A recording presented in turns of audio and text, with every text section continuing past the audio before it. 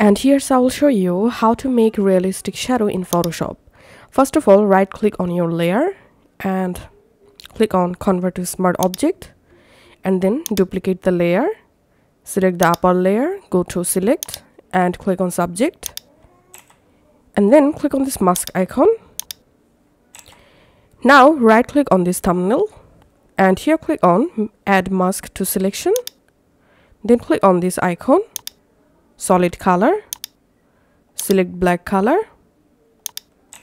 Now drag this layer under this layer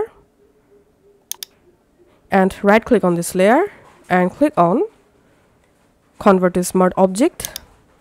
Hide this upper layer and select this layer and press Ctrl T. Right click here, select perspective and move your shadow a little bit just like this.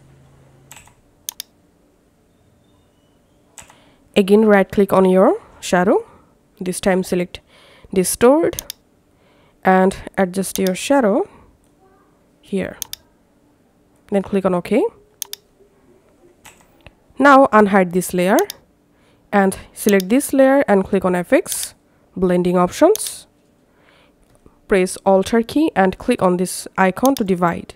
Now here you have to adjust the shadow just like this, click on OK.